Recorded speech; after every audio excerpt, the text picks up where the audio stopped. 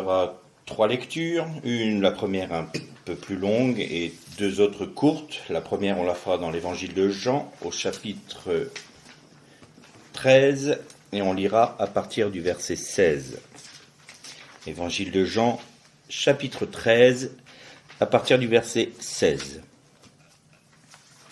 Amen, amen, je vous le dis, l'esclave n'est pas plus grand que son maître, ni l'apôtre plus grand que celui qui l'a envoyé. Si vous savez cela, heureux êtes-vous, pourvu que vous le fassiez. Ce n'est pas de vous tous que je le dis. Moi, je connais ceux que j'ai choisis. Mais il faut que soit accomplie l'Écriture. Celui qui mange mon pain a levé son talon contre moi. Dès maintenant, je vous le dis, avant que la chose arrive, pour que lorsqu'elle arrivera, vous croyiez que moi je suis. Amen, amen, je vous le dis, qui reçoit celui que j'envoie me reçoit. Et qui me reçoit, reçoit celui qui m'a envoyé. Lorsque Jésus eut parlé ainsi, son esprit se troubla. Il prononça ce témoignage. Amen, amen, je vous le dis, l'un de vous me livrera.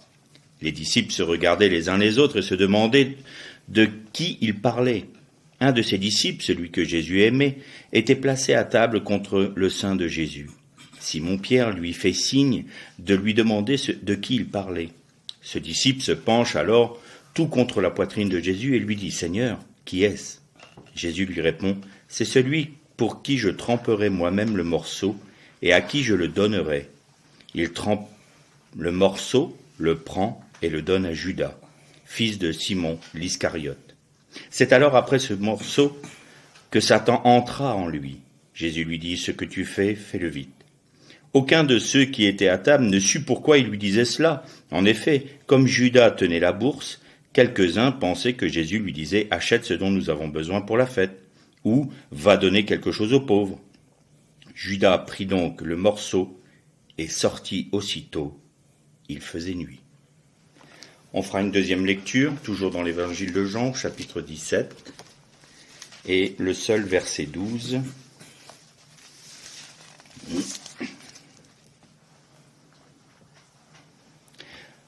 C'est Jésus qui parle et qui prie son Père. « Lorsque j'étais avec eux, moi je les gardais en ton nom, ce nom que tu m'as donné. Je les ai préservés, et aucun d'eux ne s'est perdu, sinon celui qui est voué à la perdition, ou, pour d'autres, dans d'autres traductions, le fils de perdition. » Et on fera une troisième lecture dans la deuxième épître aux Thessaloniciens, au chapitre 2, et on lira les versets 3 et 4. Que personne ne vous trompe d'aucune manière. Il faut d'abord que vienne l'apostasie et que se révèle la personnification du mal, celui qui est voué à la perdition. L'adversaire qui s'élève au-dessus de tout ce que l'on appelle Dieu, de tout ce qu'on adore, et qui va jusqu'à s'asseoir dans le sanctuaire de Dieu et se présentant lui-même comme Dieu. Nous arrêterons là nos lectures. Dans ces passages, il nous est parlé de ce que la tradition juive appelle l'impie. Depuis les pères de l'Église, ce méchant, cet homme mauvais, rebelle à Dieu, est appelé l'Antichrist. Et il est assez notable de remarquer que ce mot de fils de perdition ou de impie est donné à 2 personnes. Évidemment à celui qui doit venir pour prendre autorité sur un monde rebelle qui va unifier l'humanité sous son égide contre Dieu et qui fera un grand village mondial.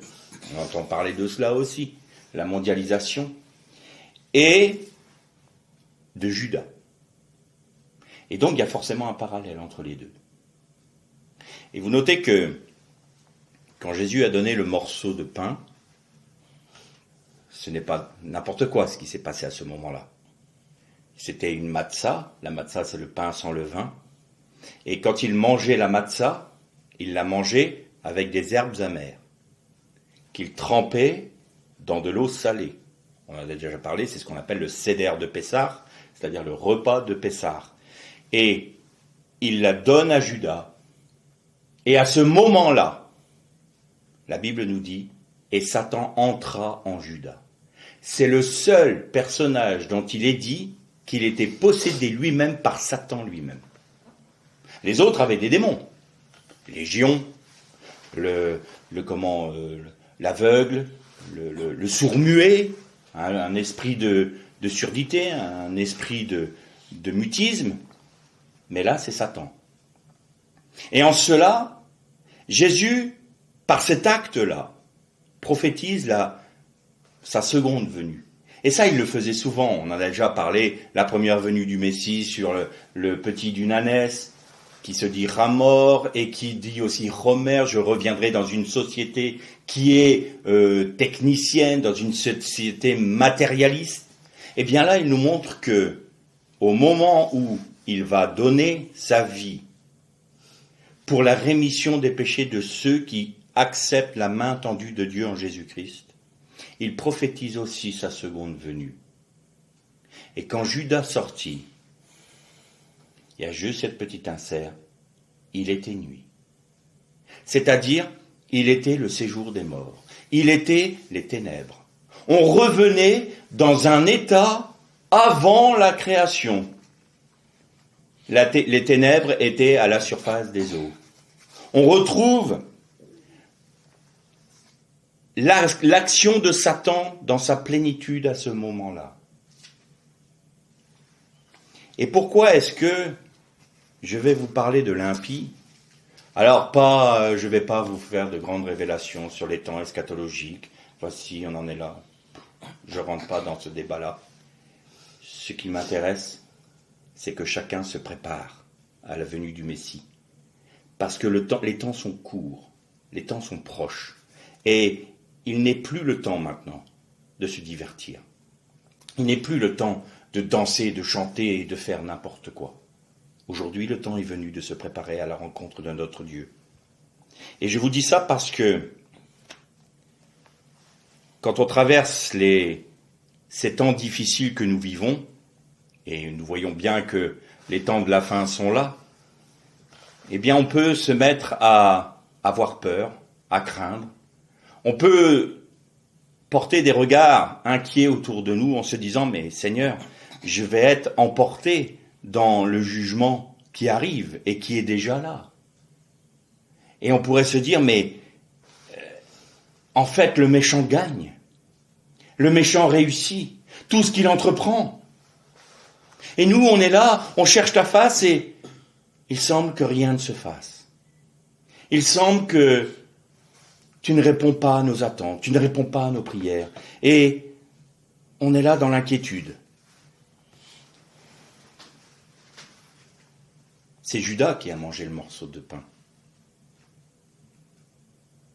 C'est pas Jésus. C'est lui qui a mangé les herbes amères. C'est pas Jésus. C'est lui qui a consommé l'eau salée des larmes. C'est pas Jésus.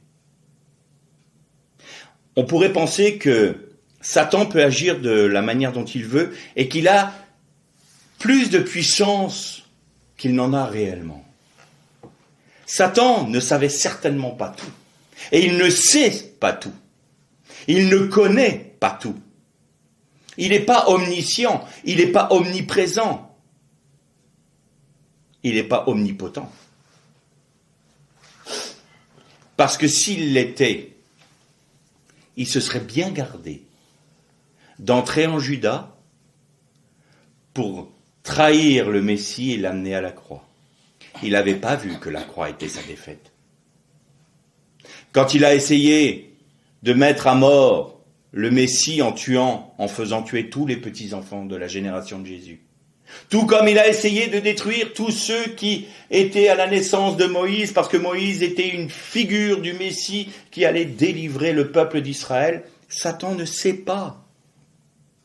Satan ne connaît pas.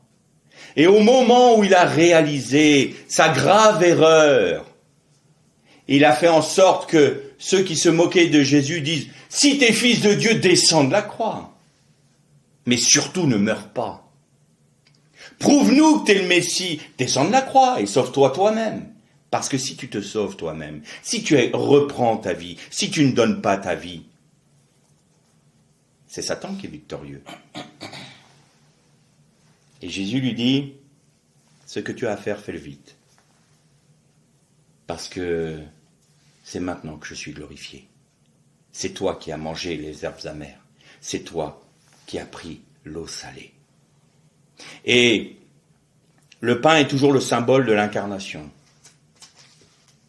Ceci est mon corps, disait Jésus. Et là, dans le temple, il y avait ce qu'on appelle les pains de la face, les pnaïm.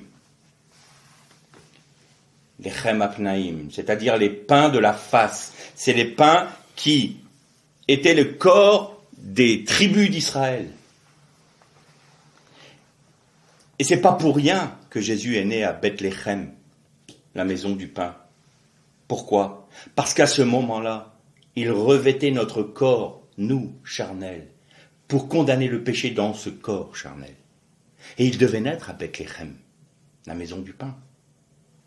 Et vous savez que dans la cérémonie juive de Pessah, la matzah qui se trouve, on fait une pile de 3 matzot, et celle qui se trouve au milieu, le père de famille la prend et il la casse en 2 morceaux inégaux. Et le morceau qui est le plus gros, il le cache sous la nappe ou sous un linge. Et ils font la cérémonie, le seder de Pessah, ils font la fête de Pessah, le repas de Pessah. Et au terme de cette fête, les enfants disent « Mais où est le pain? Où est la matzah? Où est celle qui doit venir ?» Et le père la prend, il la découvre, il la prend, il la partage et il la donne à tous. Il la partage pour tout le monde. Tout le monde doit avoir son morceau de matzah. Parce que c'est la matzot de celui qui doit venir. C'est la matzah de celui qui est le Mashiach. Et les Juifs ne comprennent pas que Jésus a été enfoui, comme sous un linge, dans la mort, et ne l'ont pas compris. Et les enfants prophétisent. Mais où est celui qui doit venir? Et le père de famille, celui qui a l'autorité, va la chercher et la distribue à tous. Ceci est mon corps, qui est pour vous. Judas était celui qui tenait la bourse. C'est étonnant parce que il était parmi les 12. Jésus disait, moi, je connais, c'est moi qui vous ai choisi. Mais Jésus, pourquoi as-tu choisi Judas, celui qui allait te trahir? Parce que celui qui va me trahir il va vouloir être semblable à moi. Vous avez remarqué que c'est par un baiser que Judas a trahi Jésus. Philémo, un baiser qui vient de philéo, ami. Regardez, je suis un ami de celui-ci. Mais regardez-moi, dit l'impie. Rejetez le Messie, mais regardez-moi. Et quel est le pouvoir de l'impie? C'est le système financier. Regardez, j'ai les richesses du monde. Tout m'appartient. Je suis Dieu moi-même. Il oublie un détail. La Bible dit que toutes les richesses et toute la terre appartiennent à l'Éternel. Qu'est-ce qu'il fait à ce moment-là? Il vole dans la caisse. Il vole dans la caisse de Dieu. Et il se fait passer pour Dieu. Et Jésus dit, regardez là, je vous dis toutes ces choses et je fais ces choses afin que vous compreniez quand cela arrivera. C'est-à-dire que là, vous allez arriver dans le trouble, parce qu'il fait nuit. Et aujourd'hui, nous sommes dans le trouble, parce que les ténèbres s'épaississent sur notre terre, et sur notre pays en particulier. Ces derniers temps, la République française a érigé un temple au dieu Moloch. Et sur l'autel de ce temple, des millions d'enfants sont sacrifiés. La France ne peut pas ne pas être jugée. Certes, c'est la République française, parce que c'est le sceau de la République française qui est dessus, mais la majorité du peuple français était en accord avec cette décision.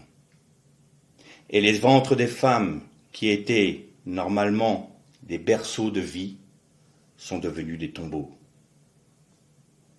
Et Dieu ne peut pas laisser ça impuni. nous qui sommes chrétiens, soit nous ouvrons les yeux, soit nous continuons nos ablutions spirituelles habituelles, comme si de rien n'était. Mais les temps sont en train de se figer. Les choses sont en train de se mettre en place. La France qui est en plein déclin, qui, plutôt que de se repentir, en ayant rejeté Dieu de sa vie, de son régime, de sa société, préfère se mordre la langue et s'obstiner en allant plus loin dans la rébellion contre Dieu. Que faisons-nous, nous, les chrétiens de France? Malheureusement, beaucoup s'amusent encore, dansent, chantent. Ces derniers temps, une sœur m'envoyait un lien parce qu'elle me demandait conseil. Alors, je n'ai pas encore pu lui répondre, et là, elle aura, si elle écoute le message, l'occasion d'avoir au moins une partie de la réponse. Elle se posait des questions si elle pouvait rester dans l'assemblée qui était la sienne. Alors, par pudeur, je ne vais pas la nommer, ni dire où c'est, ni nommer les gens, je ne suis pas là pour juger ni condamner, mais je suis tombé de ma chaise. Quand vous entendez je mets beaucoup de guillemets, pasteur, dire « il faut qu'on ait la joie et on continue à se trémousser comme on a fait, se déhancher ». Il dansait. Celui qui était, j'appelle pas ça un prédicateur, j'appelle ça un humoriste, parce qu'il était plus dans le sketch qu'autre chose, et ce n'était pas une prédication, qui employait des mots orduriers, qui préférait faire rire l'assemblée, tout en utilisant la parole de Dieu. On est vraiment dans ce jugement de la maison de Dieu. C'est un temps de séparation entre ceux qui vont chercher Dieu et ceux qui vont vouloir aller encore plus loin dans le divertissement. C'est notre frère Paul Washer, que j'aime bien par ailleurs. Ah, quand il dit les choses, il les dit. Peu l'aime, parce que ce qu'il dit n'est pas très agréable et très dérangeant. Mais je suis en accord, pour ainsi dire, tout le temps avec lui, pour ne pas dire tout le temps avec lui. Et il disait, sur l'épitaphe de l'Église de notre génération, il y aura écrit ceci, Dieu pourra écrire ceci, je n'ai jamais vu une Église autant divertie. Alors il y a ceux qui vont continuer à s'amuser, danser, chanter, faire comme si de rien n'était. Et il y a ceux qui vont s'éveiller. À l'instar de cette jeune sœur qui a téléphoné à mon épouse et qui lui a dit « Tu sais, ce qui s'est passé en France m'a ouvert les yeux. Je ne veux plus de ce monde. Je rejette tout ça. Je veux que Dieu. » Ça m'a ouvert les yeux. Il y a ceux qui vont avoir la lumière du monde qui va éclairer la montagne de l'Éternel. Et il y a ceux qui vont continuer à chanter, danser, s'amuser. Tout comme ceux qui chantaient, dansaient, s'amusaient devant le veau d'or. Ne nous y trompons pas. Aujourd'hui, c'est un temps de décision. Ceux qui cherchent Dieu, Dieu honorera sa parole en les conseillant, en les dirigeant, en les conduisant, en les protégeant, en les gardant. Et ceux qui se disent chrétiens, mais qui ne le sont pas, ont tout à craindre, parce qu'ils ont l'illusion du salut, mais ils vont participer au jugement. Alors l'impie a une image. Il y a une image de l'impie dans la Bible. Et cette image, c'est Nimrod. Nimrod qui, littéralement, vient de l'Imrod en hébreu, qui veut dire le rebelle. C'est se rebeller. Et Nimrod avait décidé de mettre toute l'humanité de son époque sous son égide contre Dieu. Et c'est pour cela qu'ils bâtirent la ville de Babel et la tour. Et un des descendants de cette civilisation babylonienne, parce que Babylone c'est le mot grec, mais en hébreu c'est Bavel. Quand vous dites Babylone la grande, c'est Bavel la grande en hébreu. le roi Nebuchadnezzar, il a un songe, il a un rêve. Et parfois, vous savez, vous avez un rêve prégnant, mais vous n'arrivez plus à mettre le doigt dessus. Mais si on vous raconte un rêve différent, vous dites non, c'est pas ça que. Et alors il demande aux astrologues chaldéens, dites-moi mon rêve. Alors je vous passe les péripéties, la menace de mise à mort de tous les mages de Babylone, Daniel qui arrive devant le roi et qui lui dit, voilà ton rêve, tu as vu une grande statue. Tête en or, buste en argent, les bras en argent, ventre en bronze, jambes et pieds, jambes en fer, et pieds, fer et argile. Voici, ce sont 4 empires. Toi, tu es la tête d'or. Et vous remarquez que, au fur et à mesure des empires humains, il y a un déclin spirituel. On part d'un métal noble à de l'argile et du fer, mêlés. Et il y a une pierre qui descend de la montagne, qui roule et qui vient frapper les pieds de la statue, et la statue est pulvérisée. Et cette pierre devient tellement grande qu'elle remplit toute la terre comme une immense montagne. Ça, c'est le 5e empire. C'est l'empire du Messie. C'est les 1000 ans du règne du Messie. La pierre. Isaïe disait, les bâtisseurs ont rejeté la pierre principale. C'est-à-dire les bâtisseurs de Babel. Cette humanité rebelle qui se disait, faisons-nous un nom. Nous rejetons Dieu de notre société. Nous ne voulons pas dépendre de lui. Nous refusons même le droit à Dieu d'avoir son mot à dire sur sa propre création. Nous nions même sa création. Aujourd'hui, vous avez le droit de choisir si vous êtes une fille, un garçon, une flaque d'eau ou un brin d'herbe dans votre jardin. Vous avez le droit de choisir l'âge que vous avez. C'est l'âge ressenti. Je vous l'annonce tout de suite, après l'iniquité qu'on vient d'avoir là, en France. Eh bien, je vous le prédis.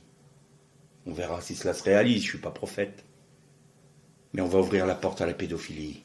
Et on va ouvrir la porte à ce que ceux qui sont dans des relations normales, hétérosexuelles, seront mis de côté par rapport aux autres. On y va droit. Alors on danse, on chante, on s'amuse. Mais les choses arrivent.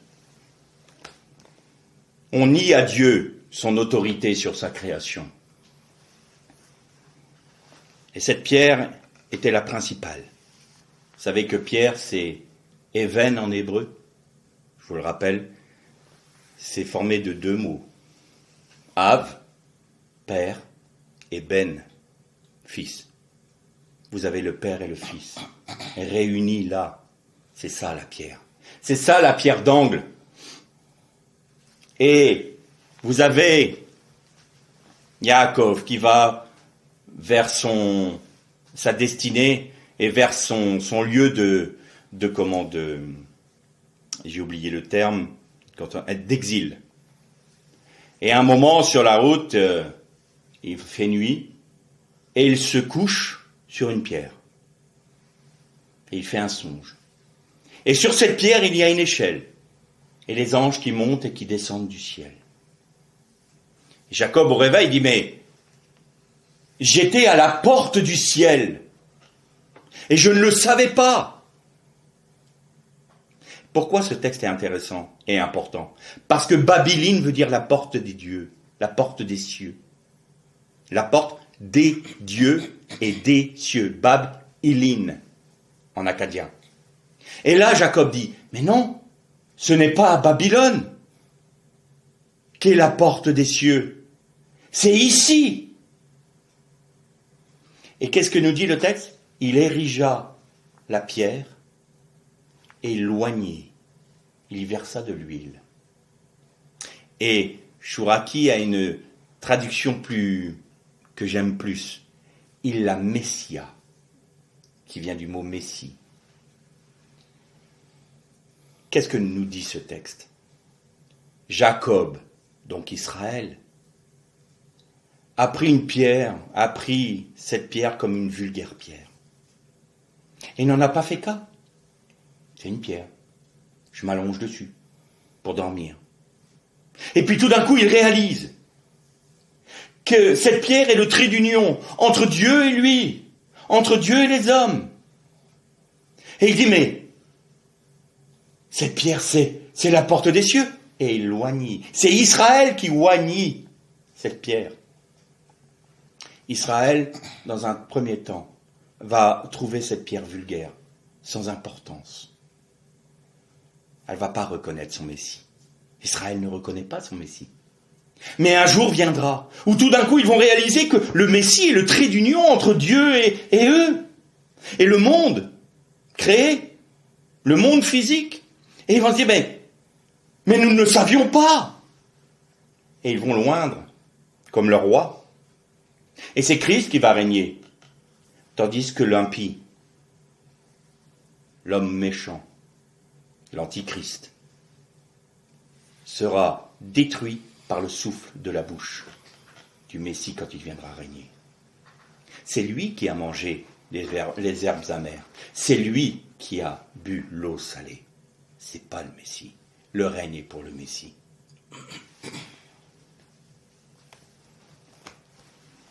La parole de Dieu est semblable à une corne, le chauffard.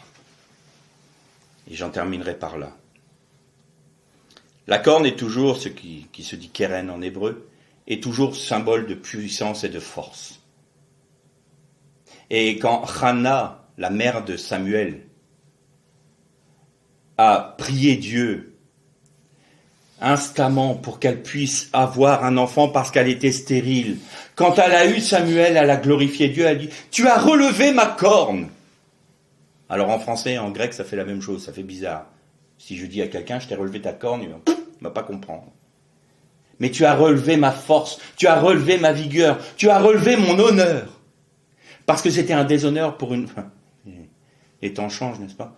C'était un déshonneur de ne pas avoir d'enfant pour une femme. Tu as relevé ma corne. Et c'était une corne de Haïl. Haïl, ça peut dire autant bélier que antilope. C'est pour ça que vous avez deux types de chauffards. Vous avez le chauffard court, le petit chauffard, le chauffard katan, qui est juste la corne de bélier, et vous avez le chauffard gadol, le grand chauffard qui est plus torsadé. Ça, c'est une corne d'antilope. Et le chauffard représente la parole, et on en a déjà parlé il y a quelque temps, c'est l'Esprit de Dieu qui souffle dedans pour donner un son clair. Mais la corne, le chauffard du bélier servait à autre chose aussi.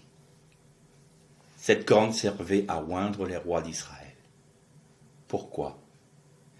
Parce que la corne est la force et la puissance de la parole de Dieu, avec la douceur de l'esprit, l'huile. Le roi, Messie, Yeshua, Mashiach, quand il reviendra, il aura la force de la puissance de la parole, la force de Dieu, mais également la douceur, parce qu'il dit « Je suis humble et doux de cœur ». Et ça représente aussi le Saint-Esprit, la puissance et la douceur du Saint-Esprit. On dit souvent que le Saint-Esprit a un tact énorme, parce qu'il est respectueux. Ça, c'est l'huile. L'huile qui peut nous panser nos plaies, qui peut mettre un baume de douceur sur ce qui nous fait souffrir. Mais elle est contenue aussi dans la corne, qui nous dit « Sortez du milieu d'elle, mon peuple. Cessez de vous amuser, cessez de chanter n'importe comment et faire n'importe quoi dans vos danses qui ne me glorifient pas, alors que vous devriez être à genoux et vous humilier pour votre nation qui pêche et qui se rebelle contre moi. Que faites-vous en train de chanter et de danser alors que vous devriez vous repentir comme Néhémie s'est repenti pour le peuple d'Israël? Il y a ceux qui vont entendre ce message, qui vont le comprendre et qui vont se dire « Seigneur, quelle est ta pensée? Montre-nous, je veux connaître qui tu es, de manière à faire ta volonté. » Et Seigneur, tel Moïse, tel Néhémie, tel Jésus sur la croix, je veux me tenir dans ta présence pour intercéder pour cette nation, dans laquelle tu m'as placée, afin que s'il est encore possible, elle puisse se repentir. Comme pour le roi de Ninive, encore 40 jours et Ninive est détruite. Et le roi de Ninive qui fait un décret que tout homme, toute femme, tout animal se couche dans la cendre et s'humilie devant l'Éternel. Qui sait s'il ne reviendra pas de son ardente colère? Mais si, au lieu de nous placer dans la présence de Dieu pour intercéder en faveur du pays, pour nous tenir sur la brèche, animés non pas de l'esprit de religion, mais de l'esprit du Messie qui est prêt à s'offrir lui-même pour l'autre, c'est cet esprit-là qui a animé Néhémie, c'est cet esprit-là qui a animé Moïse. Et si nous dansons et nous chantons, alors le jugement continuera à s'abattre sur la France, qui décline de plus en plus et qui va vers le néant. Et le Seigneur nous demandera des comptes. Pourquoi ne vous êtes-vous pas tenus devant ma présence en faveur du pays dans lequel je vous ai placé? Vous avez préféré vous amuser. Et pendant ce temps-là, des gens se mouraient dans leurs péchés, se rebellaient contre moi et n'étaient pas avertis. Alors chacun fait ce qu'il veut. Chacun voit ce qu'il a à faire devant Dieu. Mais en ce qui me concerne, je ne me tairai pas. Il en va de l'honneur de mon Dieu. Il en va de l'honneur de mon Seigneur. Et il en va de la vie de celles et ceux qui voudraient éventuellement écouter. Vers les shalom.